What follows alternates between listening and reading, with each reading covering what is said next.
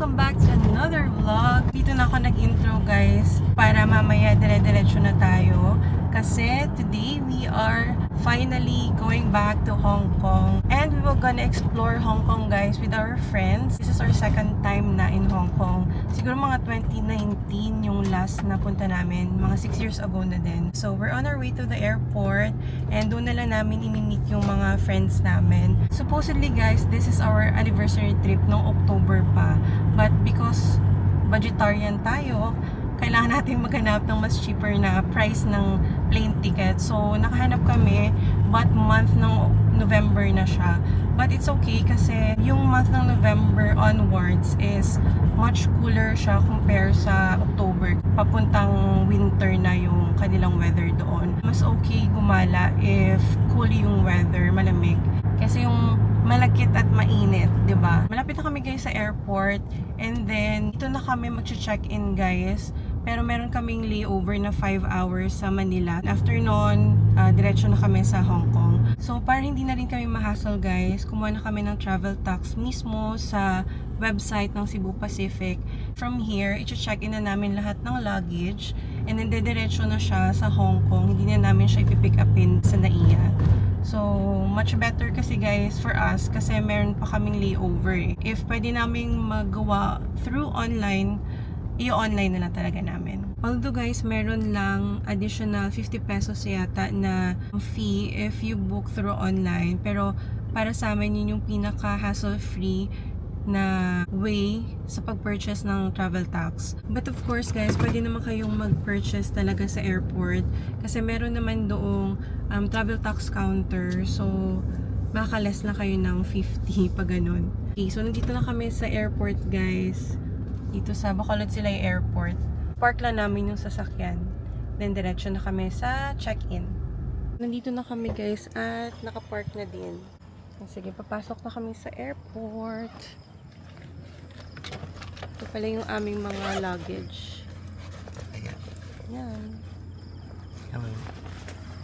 Ito yung parking area guys dito sa Bacolod Silay Airport. So, iwan na namin dito yung sasakyan. And then, we are good to go.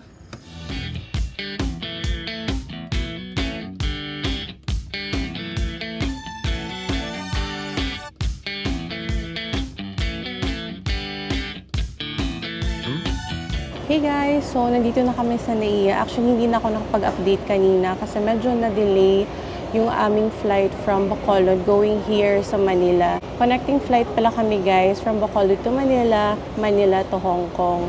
So yung flight namin mamaya is at 5:30 AM. Ngayon is 3:25 pa lang. So wala pa kaming boarding gate. Naghanap lang kami ng area na wala masyadong tao. And today pala guys is November 22, 2025. So while waiting guys, might as well share with you yung mga aming prepare no prior ng trip na to. First guys is yung plane ticket namin which is nakuha namin sa Cebu Pacific. Yung round trip total namin is 17,291.04 which means 8,645.52 each kami. Next is the travel tax, 1,670 since meron siyang fee if online mo siya babayaran which is 50 pesos. Next, yung check-in baggage, it's 3,220 each. Reserve seat namin, Manila to Hong Kong and Hong Kong to Manila, 700 each. Yung hotel namin guys, which is the Naphela Inn, dun sa TST, yung total namin is 19,578.43. So, dinivide namin apat, 4,895 each. Yung SIM card naman na nakuha namin sa Klook, 447 each. Yung Octopus card guys, hindi pa namin purchase sa Klook. Doon na lang pagdating namin sa airport. Next is Disneyland ticket. Na-purchase din namin sa Klook, mga 4,550 each. And yung Disneyland Park meal, kumuha lang ako ng isa, it's 1,318 each. Then, hindi ko din in-include dito yung aming pocket money kasi depende. Usually, pag nag-out of the country kami, 10,000 pesos lang talaga yung wini-withdraw ko sa currency nila. And then the rest is swipe na or credit card, debit card, yun yung ginagawa ko. So, hindi ko na siya in-include dito. Overall, guys, ito yung total ng binayaran namin prior ng trip na to. Ayun, guys. So, pupunta na kami sa aming boarding gate. Samahan nyo kami, guys, sa isang travel series na naman ng ating Hong Kong.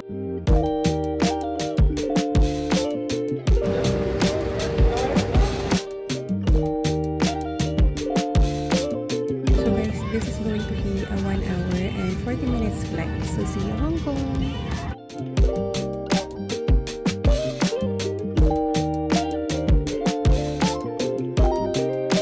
Time now is at 19 minutes past the hour of 8 in the morning, and there's no time difference between Manila, Philippines and Hong Kong. The ground temperature is at 17 degrees Celsius. It was truly a pleasure having you all aboard, and we do hope to fly you to more fun in the future. Once again, thank you everyone for flying Super Pacific. Touchdown Hong Kong!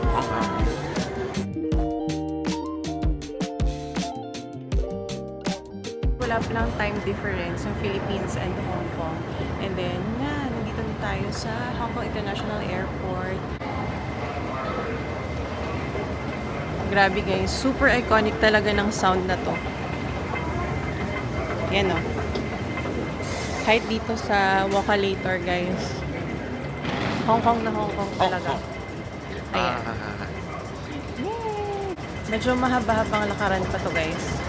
So, yung first order of business natin, first is immigration muna, and then magta-transfer tayo doon kung saan kukunin natin yung ating mga luggage. Ayan. So, dito natin kukunin ang ating mga luggage. Tapos na kami sa immigration, guys. Eto na sila. Success!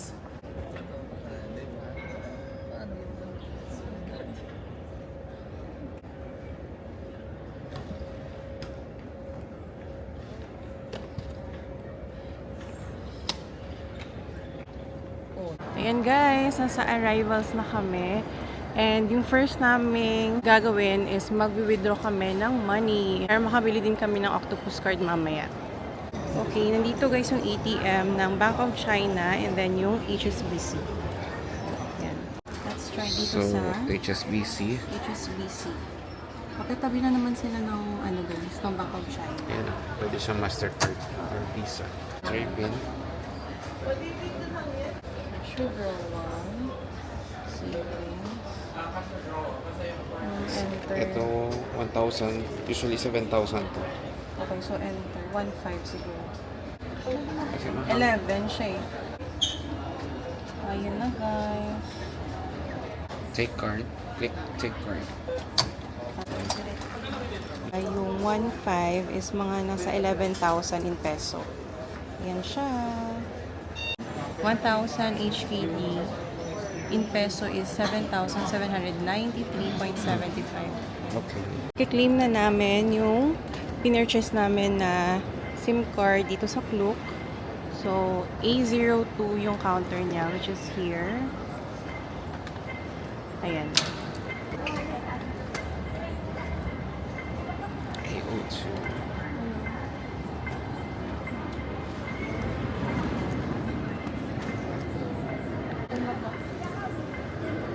So, ayan. Let's look through Klook. Wala pa akong code guys kasi nag-expire. So, pwede nyo naman gamitin yung Kosago Klook. So, ikaw pala ang mag-i-insert ng SIM card. Sa iba, Oo. Sa iba sila na nag-i-insert ng SIM card. okay. Parang Korea din. Tayo din yung nag-ano nito. Bago niya lang yung SIM niyo guys. Sa likod ng case niya. Okay. There. SIM sa?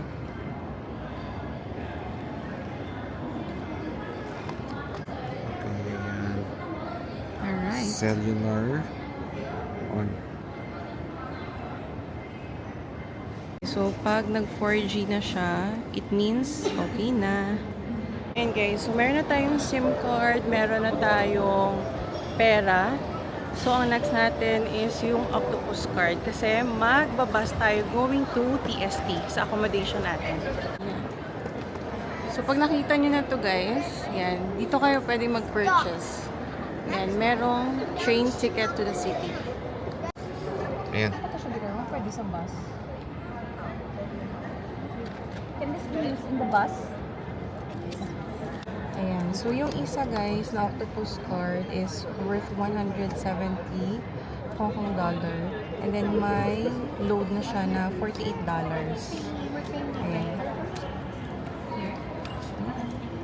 Pang souvenir na din guys. 340. Easy. Okay. Let's go! So kung gutom kayo, may mga kainan din dito guys paglabas nyo ng arrivals. At doon na kami kakain sa may TST. Hanapin muna namin yung bus. Kasi yung sasakyan namin is 8:21 going sa aming accommodation. Mag-bus naman tayo ngayon. Okay. So ito siya guys. Dito kayo lalabas. Ayan. Nandito na lahat. Ayan, yung bus, yung train, yung taxi. Ayan.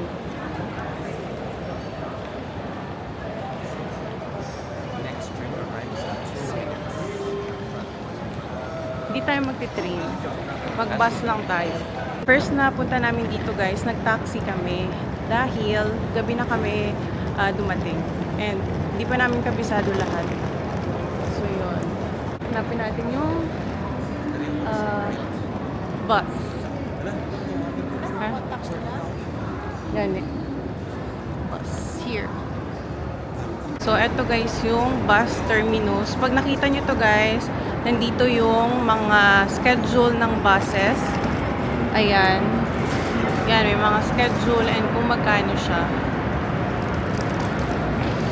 Pwede kami mag 821 or 825 guys. Ayan siya. 821. $34. $34. Okay. Dito yan. Ito guys yung mga pwede nyong sakyan na bus. So 821 or 825, pwede kaming sumakay dyan going to our accommodation. There. Oo. Sa TST kasi kami. So, pwede naman yung 821. Tama lang yung lamig guys. Tingnan natin yung weather. So, yung weather ngayon guys, 9:53 AM. It's 20 degrees. Medyo malamig na. Ang ganda. Dito pa lang yan guys ha. Sobrang ganda. Ganda ng Hong Kong. Dear taga 821. Here. Dito tayo.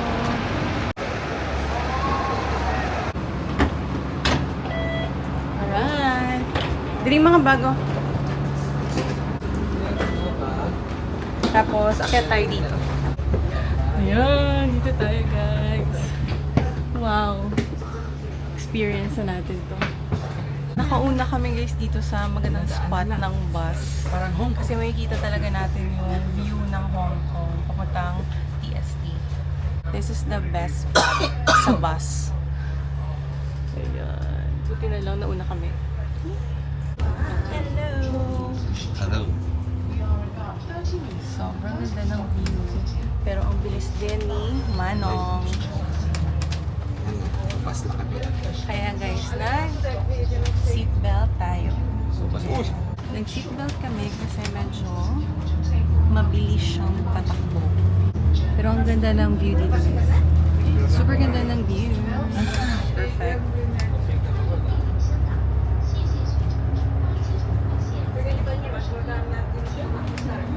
Wow.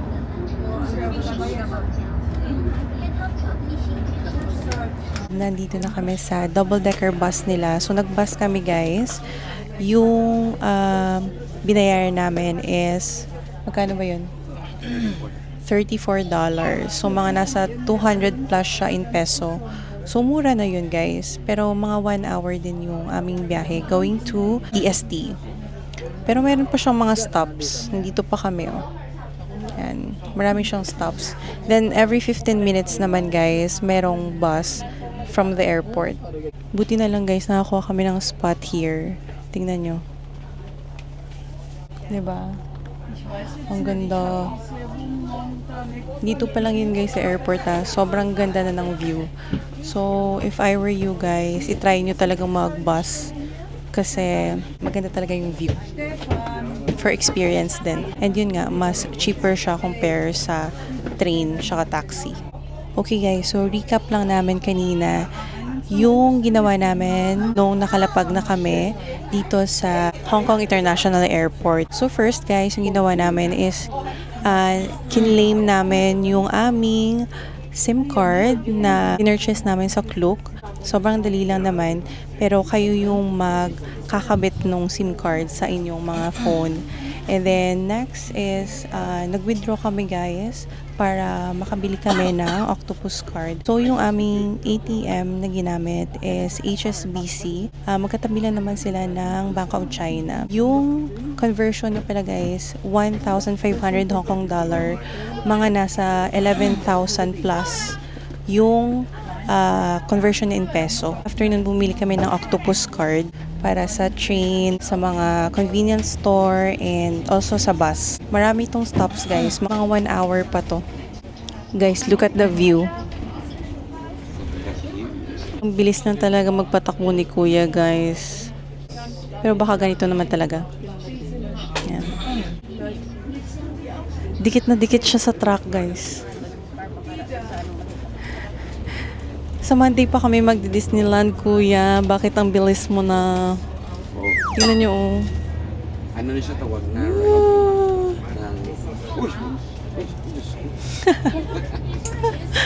Highly recommend yung bus. Diba? A21 first seat here in the upper. Talaga kayo guys sa front. So back to the view guys.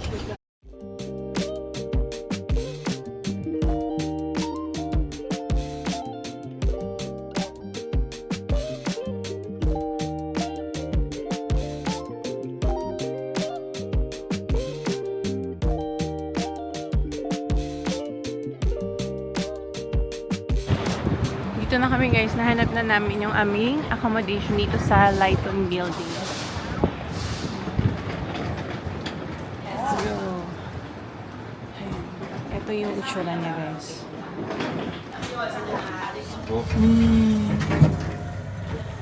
Hello. Fourth floor. Sardinas. Ako rin feeling maging sardinas. Ang feeling nga nag-budget. Kung budgetary lang. Grabe. So, kaya lang sa apat, tatlo ka maleta. Mga taon na lang unit B. Okay.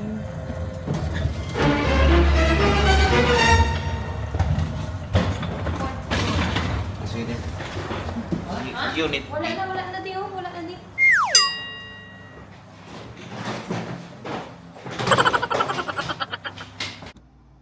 Paano ko din mag-ano? Is confirm. So, dapat to. Check in, check out. Ano naman? Please choose service item. Okay. Booking number. Here. Please input booking number. Iyo, wow. May ka na sugat.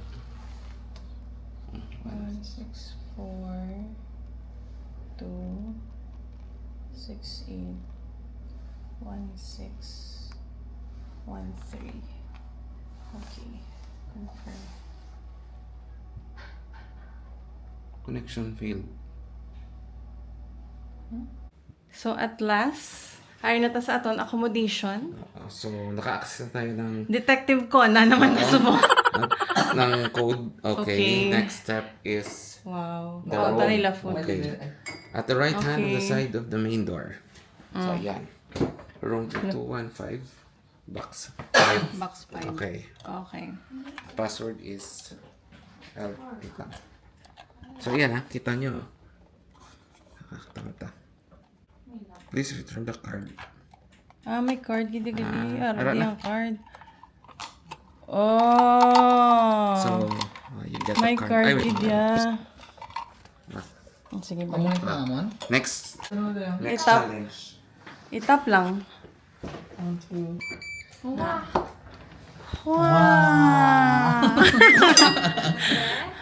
Ay! Ano gano'n eh? Ay, wala. Ano naman? Exit. Uy, exit moto. Ano yan? Uy, exit moto na yan. Ano na? Ano na? Nan! Pero mas okay na compare sa iban. So, mabalay-balay lang tadi, guys. An. Okay, so this is our room, guys. Amo na siya. Wow, may mirror. Tapos may flat screen TV. And then, we have this double bed.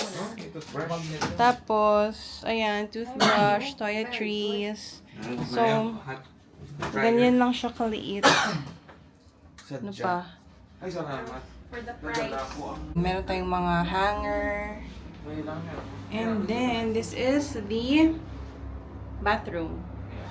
Ito lang yung gusto ko, guys, kasi may separate na shower area tsaka yung toilet. Kasi hindi usual sa mga Hong Kong accommodation talaga yung naka-separate. Kaya pinili ko to. So, parang okay na din, guys. Ayan. Detective Conan! Ha! Success! Hindi ka mo? Kita pagkaon, karoon lang. Hindi ka mo nga sign. Lang ah. Sandali lang. Ate, sige. No! May choice na. No, may choice kita malawat. So guys, this is the Naphela Inn. Grabe. Magiging detective ka kapag hahanap ng accommodation na to. Buti na lang nandito si Detective Conan. Sa solusyon. Ay nako. Current situation. Pero in fairness, pwede tama ang mga bags. Wow.